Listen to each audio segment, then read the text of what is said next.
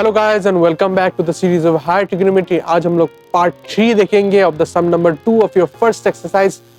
अगर आपने पार्ट 1 और पार्ट 2 नहीं देखे हो तो आई हाईली रिकमेंड कि आप पार्ट 1 और पार्ट 2 अच्छे से देख लीजिए। पार्ट 1 देखिए, 1 इज मच इंपॉर्टेंट क्योंकि 1 का ही कंटिन्यूएशन लेके हम लोग यहाँ पर करेंगे। ठीक है, तो देखो शुरू करते हैं। 1 का लास्ट में हम लोगों को ये रिजल्ट मिला था कि x का वैल्यू आ गया e⁻i थीटा और माइनस आई थीटा, और y का वैल्यू आ गया e⁻+ i⁵ और माइनस i⁵।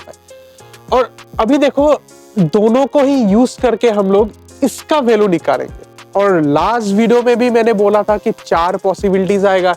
देखो इसको हम लोग प्लस से डिनोट कर रहे हैं, इसको हम माइनस से डिनोट कर रहे हैं, इसको भी प्लस से डिनोट कर रहे हैं, इसको भी माइनस से डिनोट कर रहे हैं। तो देखो प्लस प्लस एक पॉसिबिलिटी आता है, मतलब e⁻i थीटा और e⁻i⁵। प्लस माइनस एक आता है, मतलब e⁻i थीटा और e⁻−i⁵। माइनस प्लस आता है और माइनस माइनस भी आता है सेम तरीके से।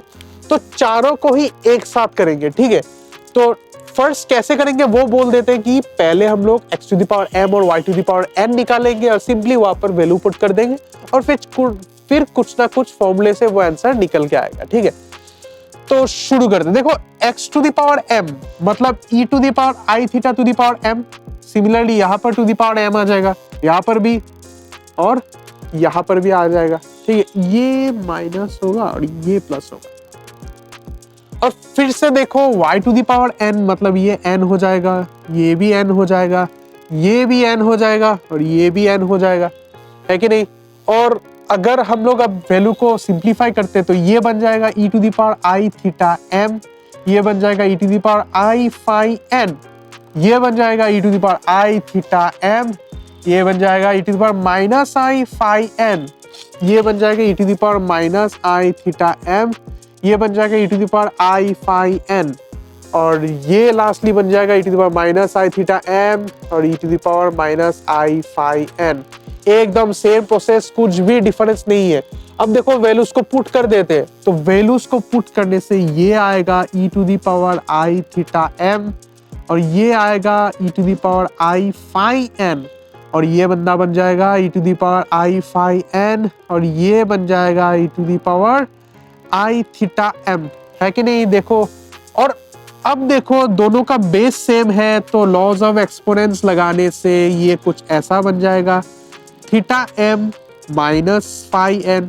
और अगर आप हमको पूछते हो कि लॉज ऑफ एक्सपोनेंट्स क्या हो तो उसका जवाब मेरे पास नहीं है, आप कोई दूसरा चैनल से देख लीजिए। ठीक है, बड़ा ही बेसिक चीजें हैं ये सब आपको पता ही होना चाहिए।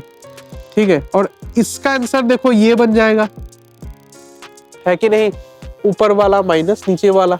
और अब देखो थोड़ा सा अगर मैं इसको मैनिपुलेट करता हूं तो ये कुछ ऐसा बन जाएगा, माइनस आई, इधर से माइनस कॉमन ले लिया तो ये θm बन गया, और पहले वाला में माइनस नहीं है तो माइनस ले लेंगे तो और एक माइनस आ जाएगा। और देखो ये और ये एकदम सेम है कि नहीं।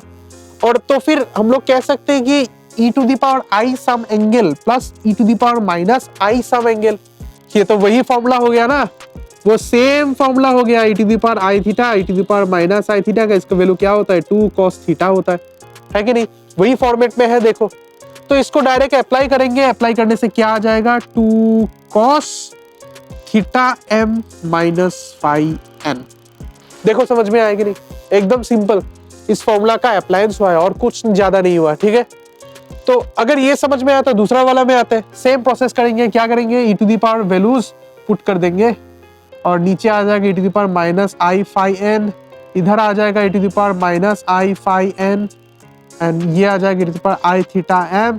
सिंप्लीफाई करेंगे, सिंप्लीफाई करने से क्या आ जाएगा θm, ये नीचे है माइनस माइनस मतलब प्लस बन जाएगा। ठीक है, और अब इसमें देखो ये नीचे है तो पहला वाला में माइनस आएगा, माइनस कॉमन ले लेते हैं तो φn प्लस θm।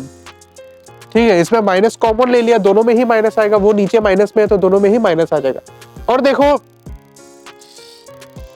देखो दोनों का एंगल फिर से सेम हो गया, यहाँ पर भी θm प्लस φn, यहाँ पर भी θm प्लस φn। तो सिमिलरली ये फॉर्मेट में आ जा रहा है, और अगर ये फॉर्मेट में आ गया तो हम लोग यहाँ पर फॉर्मूला अप्लाई करके इसको ऐसे लिख सकते हैं कि 2 cos θm प्लस φn, है कि नहीं, सिंपल।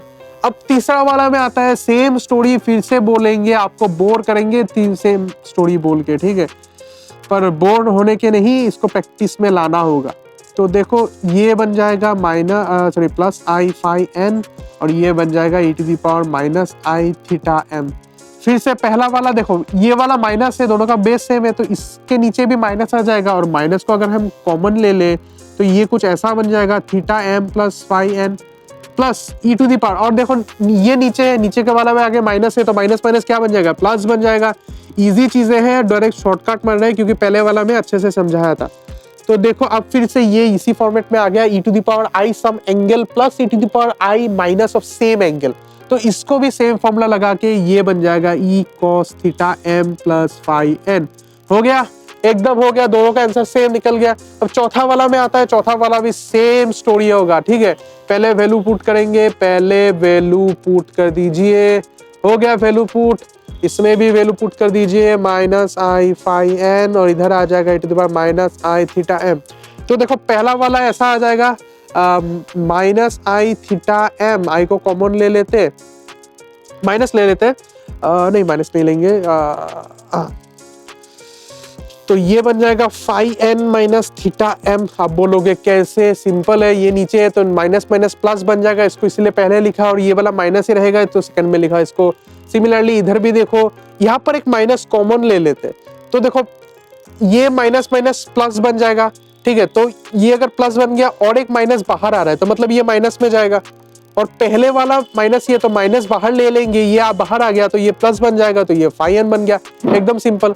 और फिर से देखो वही सेम स्टोरी, एंगल सेम हो रहा है, सेम स्टोरी, कुछ भी डिफरेंट नहीं है, तो ये बन गया आपका थीटा एम, ठीक है।